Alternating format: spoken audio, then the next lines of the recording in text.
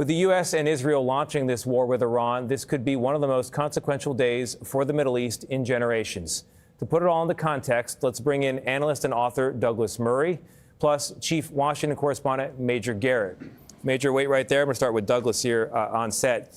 There's reporting from the Wall Street Journal tonight that Israel has managed to hack a popular Iranian prayer app, and it is sending messages telling members of the Revolutionary Guard to leave and liberate the country. What do you make of that? First of all, it's a tactic that the Israelis have used elsewhere. They've used it in Gaza. They've used it against Hezbollah in Lebanon. So it's a familiar tactic. The message itself is simply reiterating what President Trump said in his late-night message, which is to request that the Revolutionary Guards, the Basij and others put down their weapons. And in Trump's language, he said last night, now is the time to do that. Otherwise, there's another route further down the road. So let's talk about the otherwise. What are the implications in the days, weeks, or longer ahead for America, Iran, the world? Well, the first thing is, of course, you mentioned at the beginning how historic this is. Since 1979, the Iranian Revolutionary Government has, first of all, been repressing, of course, the Iranian people. It's been colonizing the entire region. It's been colonizing Iraq, Lebanon, Syria, Yemen. And, of course, it's been the world's foremost sponsor of terror. So the fact that that regime seems to have been certainly decapitated and seems now to be tottering means, first of all, that we will very likely see a very different Middle East. But there's a secondary thing, which is, of course, and President Trump did refer to this a bit in his remarks, perhaps not enough in my view, was that don't forget that the terrorism that this regime has been spreading has not been limited to the Middle East. The regime spread terror to South America. It's tried to carry out assassinations here in New York of dissidents.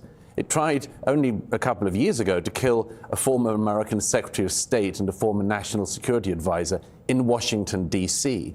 So the fact that that foremost sponsor of terror is now seemingly on its last legs is something that's going to have huge implications way beyond the Middle East. All of what you said has been true, though, for a while now. So why right now? Was it just the moment presented itself? It seems to me that the moment presented itself. If you consider the difference between what's happened in the last 24 hours and what happened last summer it was very clear that in the 12-day war, that decapitation of the regime, specifically the targeting of the Ayatollah, was not on the table. That seemed to be the one thing that was absolutely not on the table. Taking out the nuclear sites was the main objective then, but not regime decapitation. Something has changed in the last year. Possibly it's simply President Trump's realization of the intractable nature of the Iranian Revolutionary Government in negotiations. They have strung on negotiating team after negotiating team from the West, from the international community for decades on every one of these issues. Douglas, thank you very much. Major Garrett, I want to bring you into this conversation. The president likes to describe himself as the president of peace. He ran a campaign of no more wars in the Middle East. And then from the perspective here of someone in his own coalition, this looks like a new war. What do you make of it? Yes, but there are times, Tony, when we make the observation that President Trump is so different than all of his predecessors and operates differently and doesn't necessarily adhere to the conventions of the presidency as conducted by presidents before him. In this one respect, there is a constant. To pick up on the point just made, since 1979, every American president has to one extent or another been frustrated, bedeviled, deterred, and in some cases haunted by the Islamic regime in Iran and its use of terror cell networks and proxies, not just in the Middle East, Europe, South America, even Asia. Every American president has had to deal with this. Carter, Reagan, Bush 1, and Clinton all dealt with not only the Iranian Revolution in 1979, but its expansion of use of terror throughout the region. And then it became a much bigger problem after 9/11, the global war on terror, then its nuclear ambitions. That was Bush 2, that was Trump, Obama, Trump again. Biden, all of them have been dealing with this. So that's one constant thread through the American presidency from 1979 to now. And it's at that point that I believe President Trump is saying not only is the time now, but Iran and its regime and its proxies have never been weaker.